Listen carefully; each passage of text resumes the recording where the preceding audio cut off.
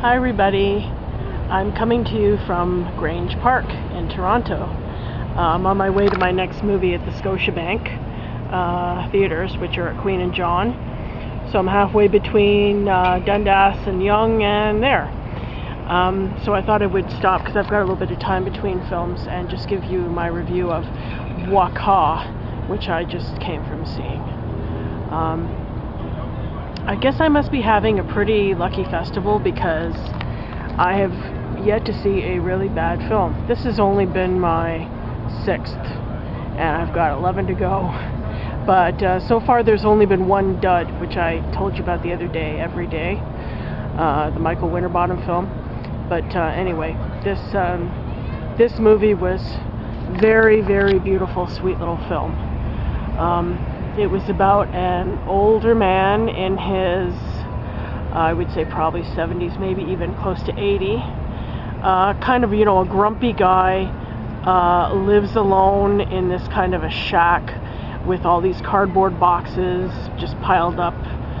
Very barren, very threadbare, nothing. Just a place to, sleep and, eat and go to the bathroom, basically. And his only constant companion is this incredibly cute, sweet little doggy named Bwakaw. I thought the name of the film was his name, but no, it's the dog's name, Bwakaw, which the director again was at the screening, and he said that the meaning of the word in Filipino is greedy or voracious. So that's what that means. Anyway, see. This is another kind of film that you go to Tiff to see because it's probably never going to be seen anywhere else. It might come out on DVD if you're lucky, but it might not, and it might just disappear off the radar. And that's why it's important to see movies like this, because you can't see them anywhere else. And it's not so much, that stuff happens in the movies, but just the little things, like the little tiny little minute details of everyday life that seem boring to us when we think about it, but when you see it on a really well done film, it's just beautiful and it's fascinating and it's wonderful. And that was the case with this movie. I mean, not that much happened. This guy, he's got a few acquaintances, he gets into fights with people a lot, he's grumpy, he's cantankerous, he's cynical, bitter. Actually, when I was watching this movie, I was thinking of my older brother Glenn, because he's a real cynic too. Now, I don't think to the point of this guy. Well, I don't know, in a different way. But he kind of reminded me of him, so I was kind of chuckling to myself a bit while I was watching this, making the comparisons. And one very important detail about this movie is that the lead character, the man in the film, is gay. But he has never acted on it. He's never been with a man before. And his only relationship was with a woman many, many years ago in his youth, and he kind of led her on and led her to believe that he loved her, but he never really did. He was probably just keeping up appearances because, Philippines is a Catholic country. It was a sin to be gay, back then, probably faced all kinds of discrimination and abuse. So I guess he just decided to stay in the closet all these years. And he says in the movie that he only came to terms with his gayness when he was like 60.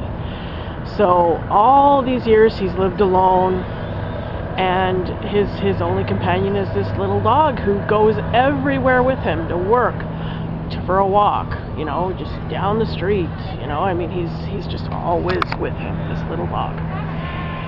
And so anyway, they have these like little kind of rickshaw type cabs that go up and down the street, and one day he gets a cab with this guy, and at first he's cantankerous with him as he is with everybody else, but then his little dog gets sick, and this guy is the one who brings him and his dog to the doctor, so I guess he kind of softens towards him, then lets himself get to know him, and then he realizes he's sexually attracted to him as well. And so he doesn't tell him at first. They just have this like kind of little friendship going on. And then one night they're at his place and they get drunk. They both pass out. The older guy wakes up first. The other guy is still passed out. He decides to kiss him. He wakes up, freaks out, pushes him off. What the fuck are you doing? You know, get away from me, blah, blah, blah. So that's the end of that, which, you know, you can pretty much see that coming.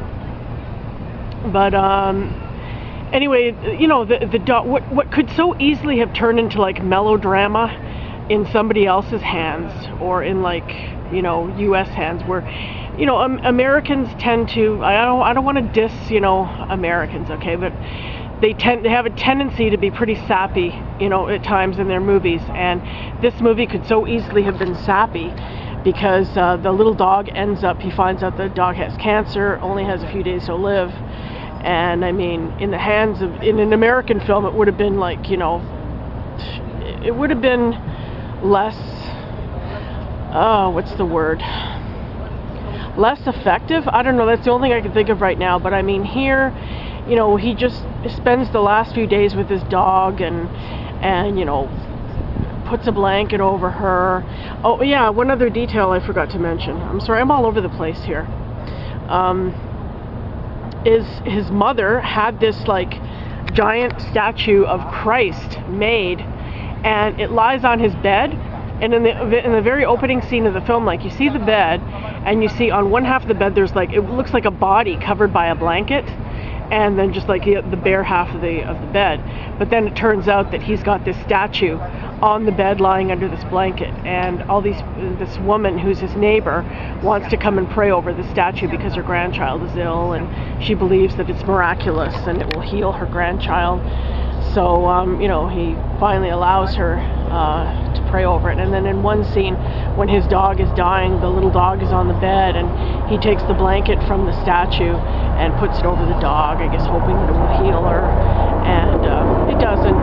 The dog dies, and he's alone. But at the end of the film, you know, all this time he's been living in this really barren house. I guess he decides that he's going to finally make the most of the time he has left, and he starts unpacking all his furniture and stuff like that, and puts, you know, flowers on the table, and he makes himself a nice, beautiful little like living room. So, you know, like I said, not a lot happens in this movie, but it was just very, very sweet and touching and tender and beautiful and human again. Like Ramin Barani's films. You know, it's about an old man who's coming to terms with the fact he doesn't have a lot of time left, and you know, the fact that he's gay and he's never acted on it and has wasted pretty much his whole life being alone. You know, it's very sad, but you know, a lot of people, unfortunately, probably do end up living that life if they're gay, or even if they're not gay. A lot of people who are heterosexual have never been with anybody either. I know a couple, believe it or not. And you know, it's sad. It's but it's also a choice. You know, people make these choices. Everybody has choices in life. And you know, once you get past a certain point, you kind of have to live with it. And so anyway, the director was there again. I got some great pictures because I was right in the second row. And one of my favorite programmers, Steve Gravestock. I love it. He's so cool, that guy. I really like him.